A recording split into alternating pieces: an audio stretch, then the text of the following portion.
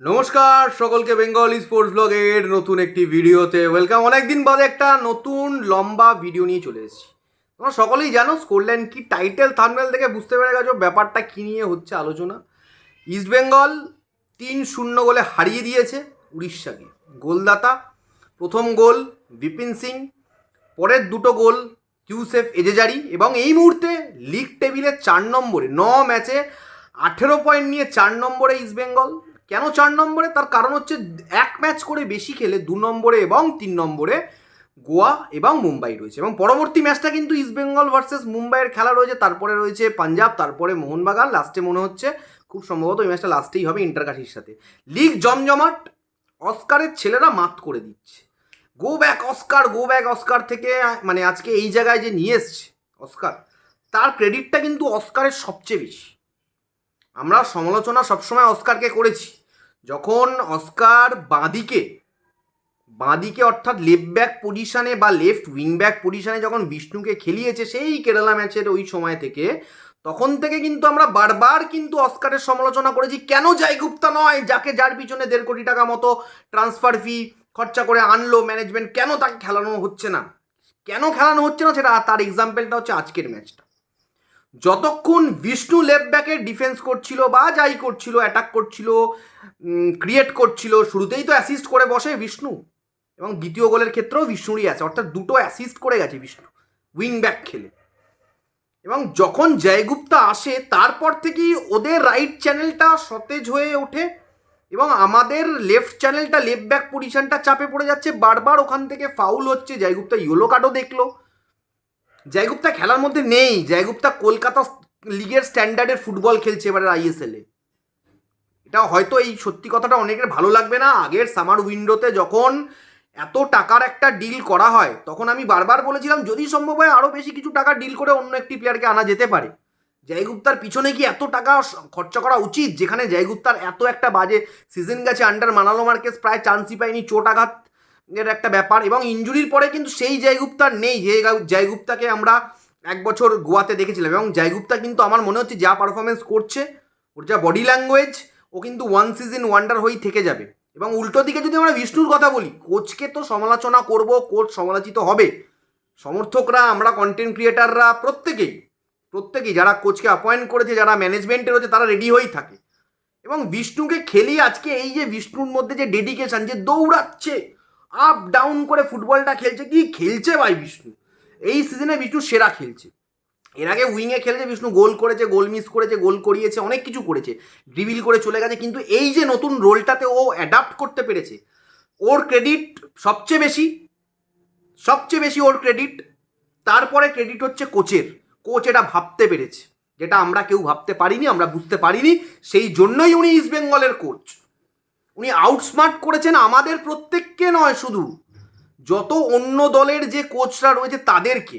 আজকের দিনে দাঁড়িয়ে আমি বলবো অন্তত শেষ 3-4 ম্যাচে অস্কারের স্টার্টিং 11, অস্কারের স্ট্র্যাটেজি, কে কোন পজিশনে খেলবে, 3 ম্যান ব্যাকে যে উনি খেলিয়ে মানে এগিয়ে চলেছেন। পরবর্তীতে আমি জানি না মুম্বাই ম্যাচ, মোহনবাগান ম্যাচ, পাঞ্জাব ম্যাচে আমরা কেউই জানি না যে কি হবে।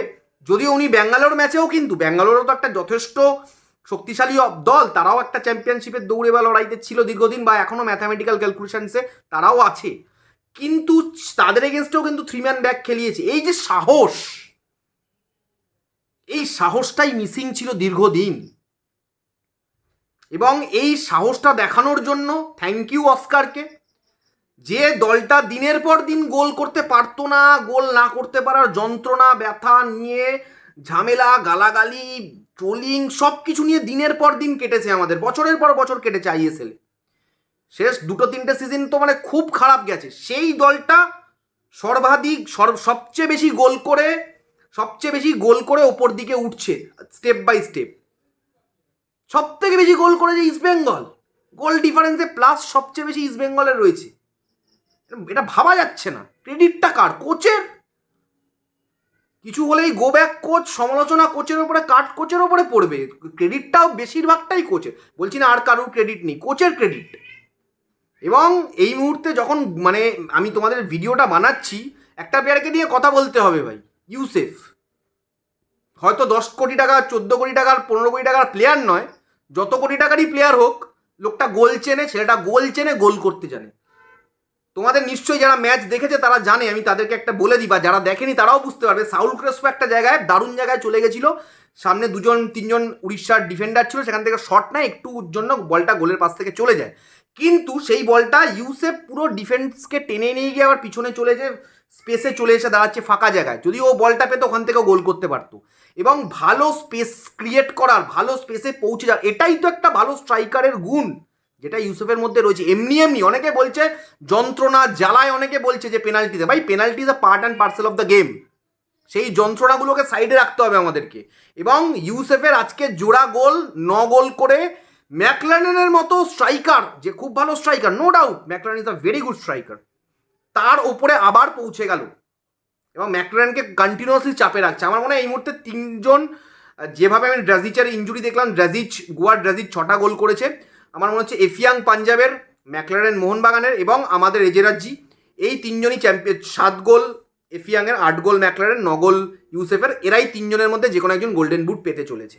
এবং আরও আর একটা কথা বলি, ইস্টবেঙ্গল সমর্থকদের সব থেকে যেটা কমন কমেন্ট, কমন মেসেজ আমি এতদিন ধরে, ভাই জেরি কবে খেলবে?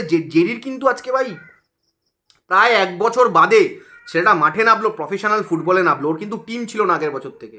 সেই ছেলেটা কিন্তু আজকে বেশ চনমনে লাগলো প্রথম থেকেই। ওই রাইট চ্যানেল থেকে বিপিন সিং রাইট ব্যাক খেলছে, আচ্ছা বিপিন সিং রাইট ব্যাক, আর ওই জায়গা থেকে কিন্তু জেরি কিন্তু একটা ওর মধ্যে একটা ব্যাপার ছিল, ওর কিন্তু একটা কন্ট্রিবিউট করার ইচ্ছে ছিল এবং ওকে কিন্তু ফিট করে তৈরি করে অস্কার কিন্তু এনেছে। এবং দ্বিতীয় গোলের ক্ষেত্রে তোমরা যদি দেখো, যেটা ইউসেফ পিছন থেকে যে ফিনিশ করলো, ওখানে কিন্তু যেটা গোলকিপারের বিষ্ণুর ক্রসটা গোলকিপারের হাতে লাগলো, সেইটা কিন্তু ওখানে কিন্তু একটা ডিফেন্ডারকে নিয়ে কিন্তু রান করে জেরি এগিয়ে গেছিলো, যেখানে কিন্তু ইউসেফ পিছন থেকে যে ফাঁকায় গোলটা করে চলে গেল। এবং তোমাদের কি মনে হচ্ছে এই জেরির যা ছটফটানি দেখলাম, এই জেরি কিন্তু আগের লিগে, আগের সিজনে কিন্তু 5টা গোল করেছিল, এটা কিন্তু খুব কম নয়। আই থিঙ্ক 2 কি 3টে অ্যাসিস্টও করেছিল তার সাথে। তো সেই জায়গায় এই জেরি কি অস্কারের তুরুপে তাস হতে পারে? নেক্সট 4টে ম্যাচে এক্স ফ্যাক্টর হতে পারে, আমার মনে হয় কিন্তু হতে পারে 25-30 মিনিট, আমার কিন্তু এটা মনে হচ্ছে। আজকে অ্যান্টন সজবারকে একদম ভালো লাগেনি, চলবে না, চলবে না। আগের দিন গোল করেছিল ঠিক আছে, ওই অবধি, না পাসিং, শুটিং, টার্নিং কিচ্ছু নেই প্লেয়ারটার মধ্যে, খুবই মানে খুবই বেসিক, খুবই কমন। একজন হয়তো ও ন্যাশনালিটিতে একজন বিদেশি, বাট ওর পারফরমেন্সে ইন্ডিয়ান প্লেয়ারদের মতোই, বা অনেক স্ট্যান্ডার্ড ইন্ডিয়ান প্লেয়ারদের থেকেও খারাপ। আশা করবো পরে এরকম আরও গোল করে ইস্ট বেঙ্গলকে ও খেলায় রাখবে বা জেতাবে, সেটা হলে তো ভালো, বাট ও আর চলবে না। মানে আমি এইটুকু বলবো, ওর খেলার মানে নতুন করে পাওয়ার কিছু নেই। আনোয়ারকে খেলায়নি, আনোয়ারকে নিয়ে চিন্তার কিছু নেই, আনোয়ারকে রেস্ট, দরকার হলেই আনোয়ার আসতো, দরকার নেওয়া দরকার হয়ও নি, কোনো জায়গাতে আনোয়ার আসেও নি। মেন ম্যাচের জন্য রেখে দেওয়া হয়েছে, আনোয়ারকে রেডি করা হচ্ছে। রাশিদ গেম টাইম পেলো, আগের ম্যাচে রাশিদ খেলেনি, রাশিদ গেম টাইম পেলো কিছুটা সেকেন্ড হাফে। সাউল অন্য দিনের আগের ম্যাচের মতো অতটা ফ্লুয়েন্ট ছিল না, বাট স্টিল ক্যাপ্টেনের রোলটা প্লে করেছে, মিডফিল্ডে নিয়ে একটা লিডারশিপ দেওয়ার চেষ্টা করেছে। অল ওভার ইস্ট বেঙ্গলের পারফরমেন্স ইজ গুড।